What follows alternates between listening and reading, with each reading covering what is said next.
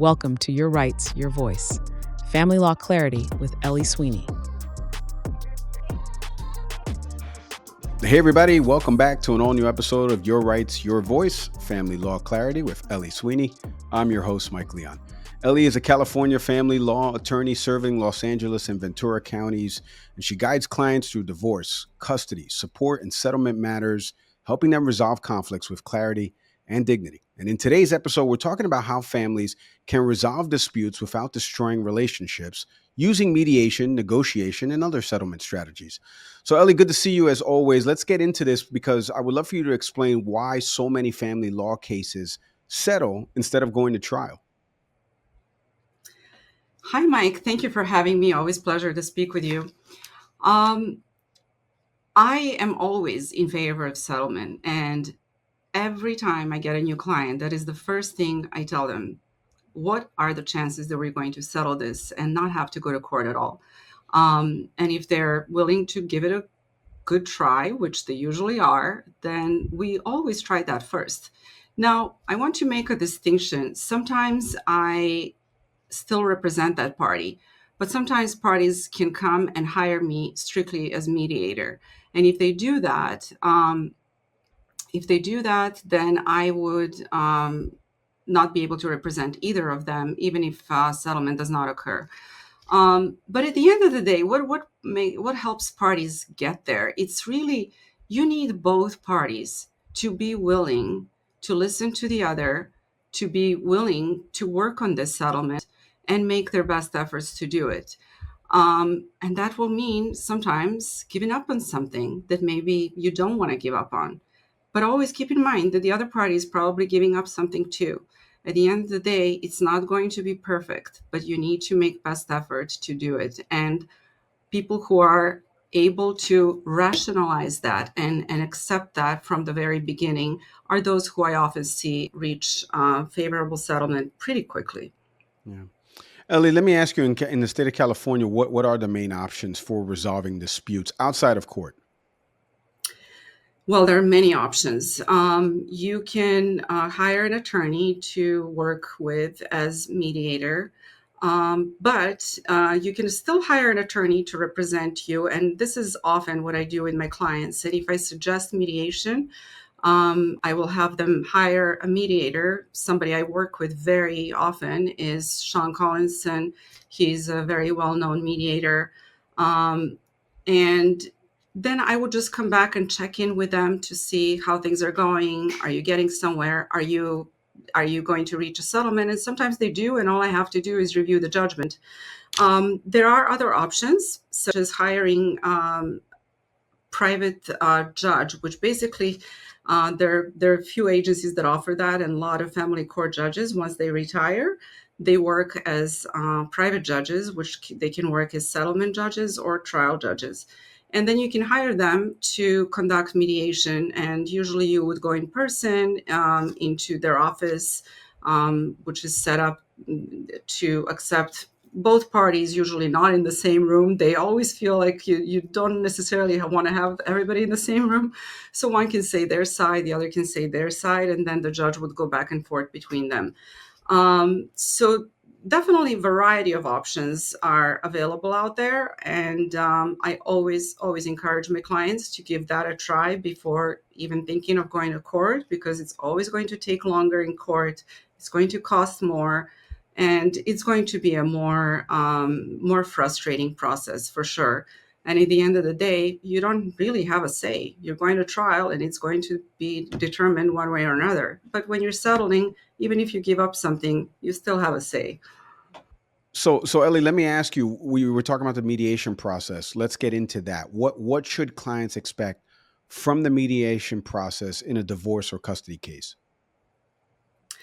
They should expect to hear the other party.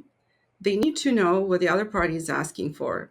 They need to listen to it. They need to make their best effort not to get upset. Just because they're asking for something doesn't mean you need to get angry.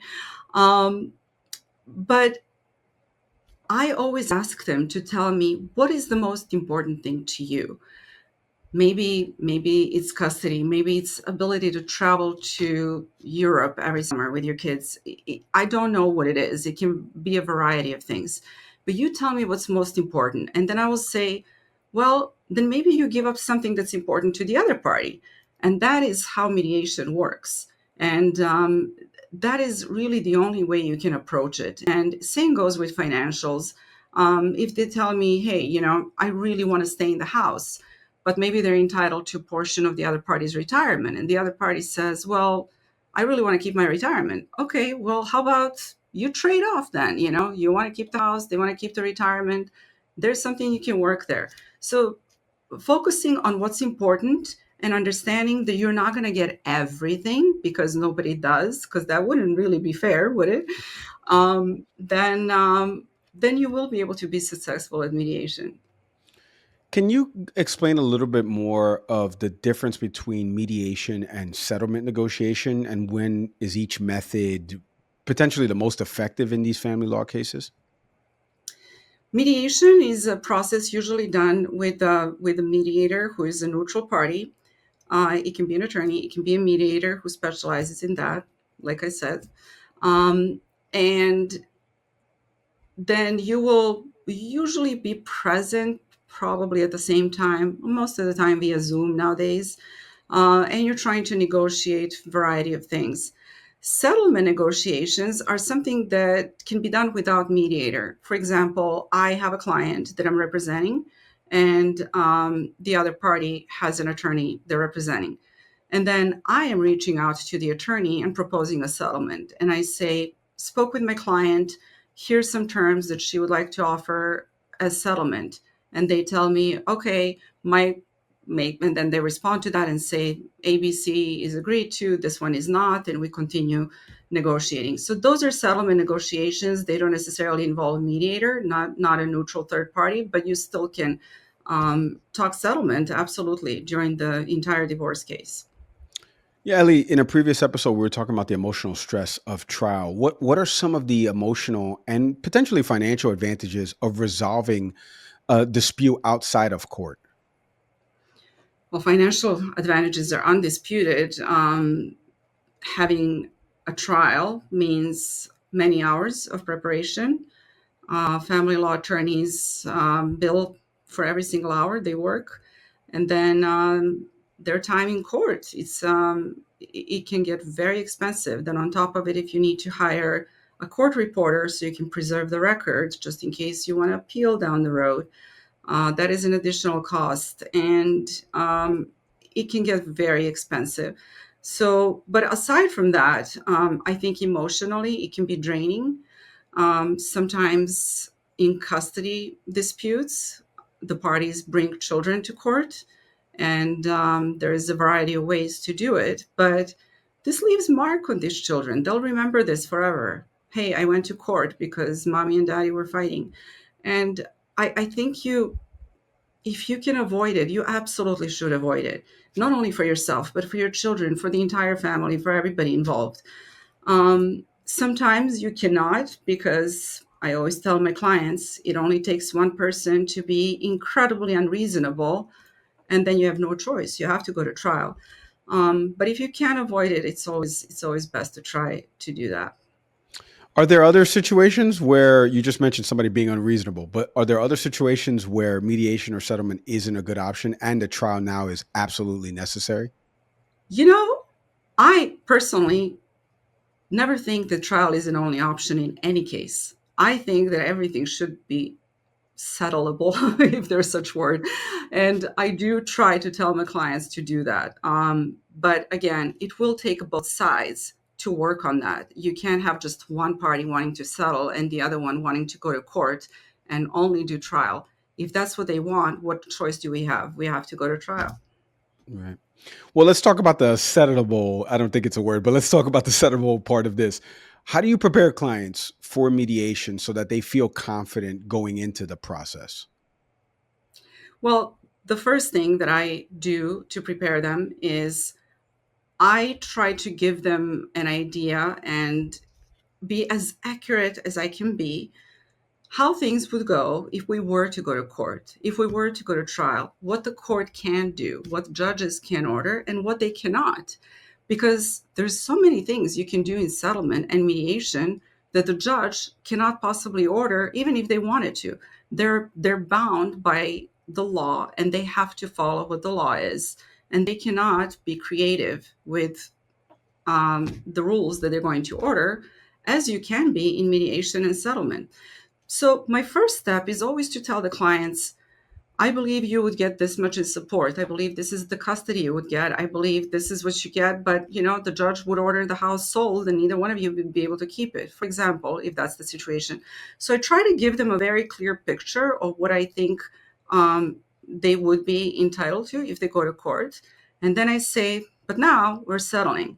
So let's talk about this. So you probably wouldn't like this, but maybe you would like that. And let's start thinking, what is it here that you want to be flexible on and that you can be flexible on? So let's propose that to the other party, and that will entice them to talk settlement, and maybe they will be willing to give up on certain things themselves. So let me ask you then, what mistakes do people commonly make during these settlement discussions that makes the resolution part of this more difficult? I believe it's being really hung up on something and not being able to be flexible, to step one step back and say, hey, maybe I need to look at the big picture. So really holding on to it's my way or the highway is not going to be productive, and that will not give you results in mediation or any settlement negotiation. Yeah. For people listening to this episode, Ellie, a final question here. What's your advice for them if they want to protect their family relationships while still getting a fair legal outcome? What's Ellie's advice for them? Do not think of going to war when divorce is being filed. That is the number one thing. Do not think it's war. Do not think this person you've lived with for many years, had children with, is suddenly your worst enemy, because they're not. Yeah. Do not distrust them on that level. So just be open-minded, be honest, and approach the person in a human way and say, all right, this is happening. It's unfortunate, but it's happening. Let's try to talk to make this as simple and painless as possible for everybody. And if you can do that, you're going to do yourself a huge favor. Ellie, thank you so much for the time and insights on this. We truly appreciate it. Thank you very much. Thank you for having me. And thank you to everybody out there for watching another episode of Your Rights, Your Voice, Family Law Clarity with Ellie Sweeney. If you're facing a family law dispute right now, there may be options to resolve it without the stress of trial. To learn more or schedule a consultation with Ellie, visit elliesweeneylaw.com. Don't forget to leave us a review, subscribe so you never miss another episode. As always, I'm Mike Leon. We'll see everybody next time. Thanks for watching. Be sure to hit that like and subscribe button and leave us a review in the comments.